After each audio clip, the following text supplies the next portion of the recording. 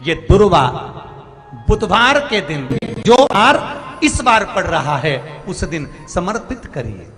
41 दुर्वा प्रत्येक बुधवार को गांठ लगाकर गणेश जी को समर्पित कर कर वापिस उठाकर उस दुर्वा को खाली पेट, आपके घर में भी गणेश जी होंगे उनको समर्पित करो, खाली पेट इस दुर्वा को केवल चबा चबा कर खा लो और आधे घंटे बाद पानी को पी लो। बुधवार की बुधवार 5 बुधवार करना, गणेश जी को चढ़ाना, सफेद दुर्वा को गणेश जी को समर्पित कर कर चबा चबा कर खाना। उदर की प्रॉब्लम, जो भी मसा आदि की प्रॉब्लम होती है उदर से जुड़ी हुई होती है, जिस चीज से जुड़ी होगी, पेट की जितनी प्रॉब्लम होगी, आपको जितनी भी प्रॉब्लम होगी वो सारी 5 बुधवार करना, छठे बुधवार को जरूरत ही नहीं पड़ेगी। चर्म रोग हो और विवाह हो जाना कितना कठिन है, पर उसकी कृपा जब होती है सब कार्य अपने आप होने लगते, अपने सोचो नहीं वो भी हो जाए तो समझ लो शंकर जी की बड़ी उदारता है, शिव जी की बड़ी कृपा है। जो सोचा नहीं तो भी हो गया। आप में से कई माताएं भाई ऐसे होंगे जिन्होंने सोचा ही नहीं होगा कि हम क्या इतने करीब में बैठकर शिव महापुराण की कथा सुन लेंगे। तो ये तो काम हो रहा, सोचा ही नहीं तो भी हो रहा। अपाला का विवाह हो गया, चली गई, विवाह कर कर अपने पति के गांव घर पर शरीर में रोग और बढ़ता चले गया। चर्म रोग इतना बढ़ गया कि शरीर में गंध आने लगी। पति ने ले जाकर उसको जंगल में छोड़ दिया। जंगल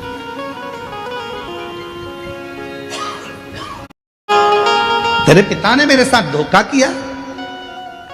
अपाला हाथ जोड़कर कहती है मेरे पिता ने धोखा नहीं किया। पिता ने तो कहा था मेरे शरीर में चर्म रोग है, पर आपने कहा कि सुंदर है मैं इससे विवाह करूंगा, करा, रोग बढ़ा, धक्का देकर निकाल दिया बाहर। जंगल में घूम रही अपाला, कहाँ जाऊं, किसके पास जाऊं। फिर मन में आया कि पति ने निकाल दिया, पर पिता थोड़ी ना शरीर देखता है, माता थोड़ी ना शरीर देखती है। माता पिता तो ऐसे होते हैं, अगर बच्चा बेकार भी है, उसको कोई रोग भी है, तो भी माँ बाप उससे दूर नहीं हटते, उसको करीब रखते हैं, करीब रखते हैं। माता पिता थोड़ी ना दूर करते। अब ईमानदारी से बोलो, अगर बच्चे को बुखार आ रहा है, बच्चा रात को चमक रहा है, डर रहा है, उसको बुखार आ रहा है, कोई बच्चे को एकदम तकलीफ हो गई और माँ बाप कहे नहीं नहीं मैं हाथ नहीं लगाऊंगी, मैं इसके पास नहीं जाऊंगी, इसको फीवर है, इसको बुखार है, इसको शरीर में कष्ट है। शिव महापुराण की कथा कहती है कोरोना जैसी बीमारी भी आई, आप लोगों ने दर्शन किया होगा। उस कोरोना जैसी बीमारी में सबने साथ छोड़ दिया, भाई बंधु कुटुंब कबीला कोई ना साथ दे, पर माँ बाप, भले बच्चे की तकलीफ थी, लोग कह रहे हैं तुम बीमार हो जाओगे मत जाओ, पर माँ बाप अपने बच्चे को नहीं छोड़े। माँ बाप, माता पिता। अपाला को लगा कि मैं कहाँ जाऊं, पति ने निकाल दिया, वन में छोड़ दिया, कहाँ घूमूंगी, शरीर में रोग है, चल क्या, चली। और अपाला चली, एक काम करती हूं अपने पिता के पास जाती, पिता के पास। अपाला आंतऋषि की कुटिया में पहुंच गई। मानसुइया ने देखा, बेटी तेरा तो मैंने विवाह कर दिया था, तो अपने पति के घर चली गई थी, फिर यहां कैसे आ गई। मां, पति ने निकाल दिया, वन में घूम रही थी, कहां जाती तो आपके पास आ गई।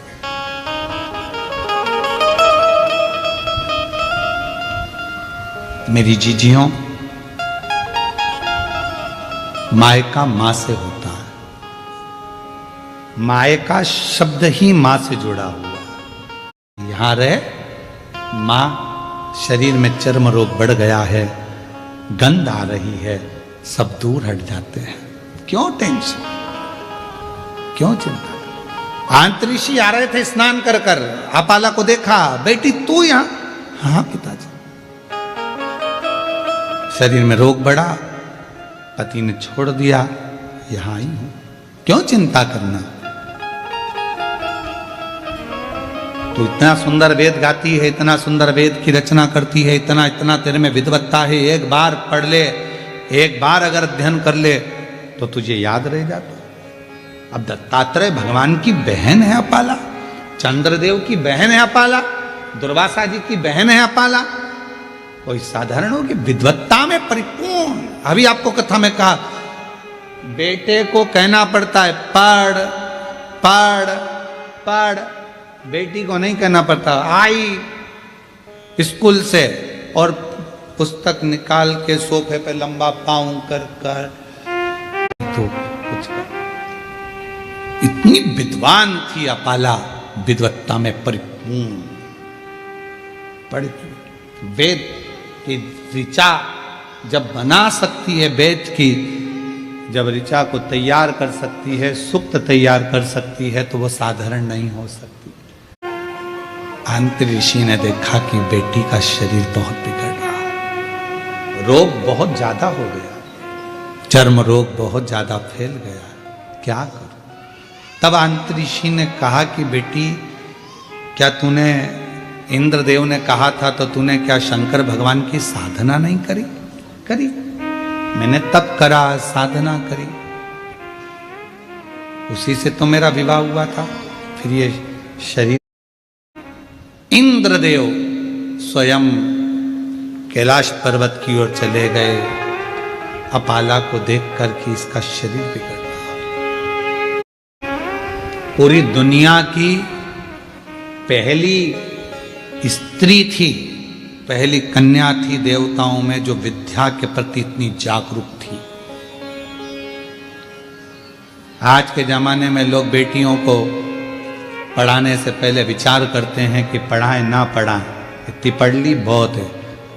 पहली बेटी थी आंतरी ऋषि की बेटी अपाला, जो विद्या अध्ययन में प्रखर थी, जो वेद में भी अपनी ऋचाओं को, सुक्त को प्रदान कर देती थी, वो अपाला थी। इंद्रदेव पहुंचे देवादिदेव महादेव के पास में, शंकर भगवान मौन थे, नंदी बैठे थे।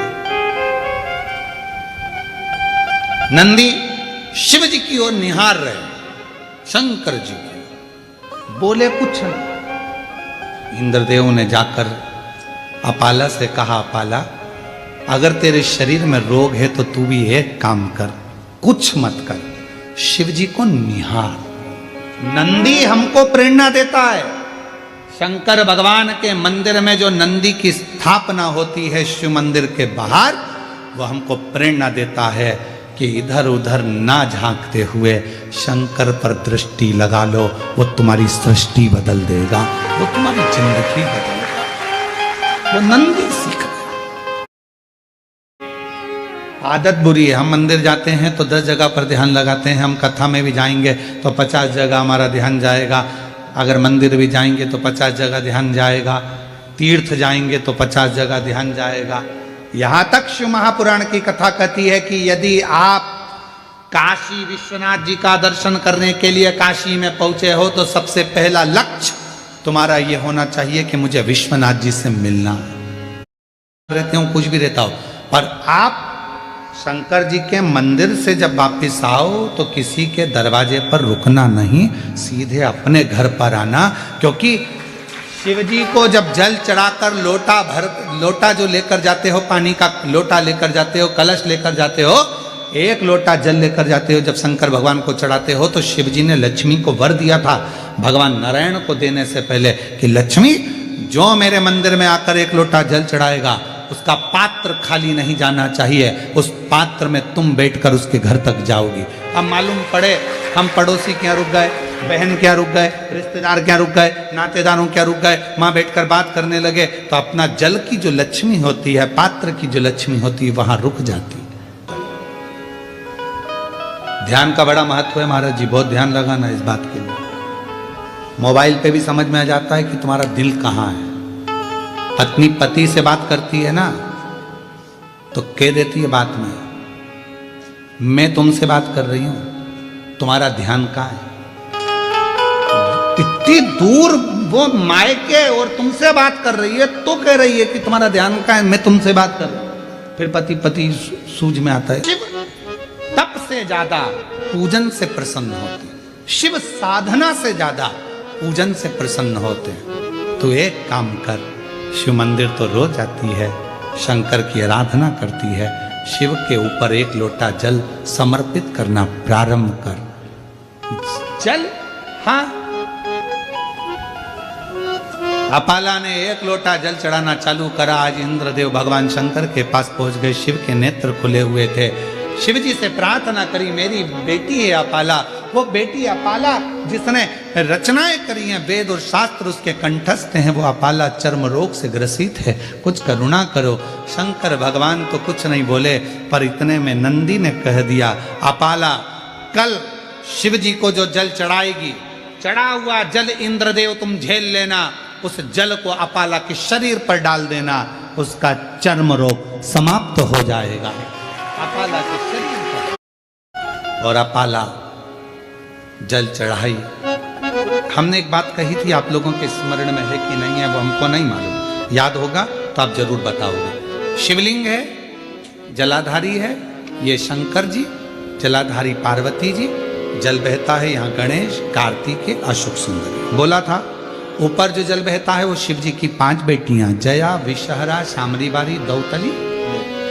जो जल बहकर जाता है, जिसको लांगा नहीं जाता, जहां से जहां तक जल जा रहा है उसकी दूरी पर सबसे पहला स्थान इंद्र का, वरुण, गरुण, 33 कोटि देवता उस जल को लेने के लिए खड़े रहते हैं। ये जल इंद्र ने झेला, ये जल, और वो जल झेल कर इंद्रदेव ने अपाला के शरीर पर डाल दिया। जैसे ही डाला, अपाला समझ नहीं पाई आज हल्की सी पानी की बूंद कहां से। कभी कभी एक थोड़ा सा, अगर जिसकी शिव भक्ति प्रबल हो जाती है, जो शिव जी को बहुत मानने लगता है, शंकर उसको प्रेरणा देते। कभी कभी आप शंकर जी को जल चढ़ा रही होती हो, मंदिर में कोई नहीं होता, तो भी हल्की सी पानी की बूंद तुम्हारे चेहरे पर, शरीर पर आ जाती है, समझ में नहीं आता, कोई नहीं है, पानी का छींटा कहां से आया। तुमने दूसरे से पूछा क्यों जलवृष्टि हो रही है क्या, कोई ने पानी डाला था क्या, कोई ने कूलर चालू करा क्या, कोई ने पंखा चलाया क्या, ये पानी का छींटा मेरे ऊपर कहां से आया। तुम्हें समझ नहीं आता, तुमने जो शिव जी को जल चढ़ाया है, भक्ति से जो मांगा था, इंद्र ने वो ले जाकर तुम्हारे ऊपर ही सिंचन कर तुम्हें दुख से मुक्त करा।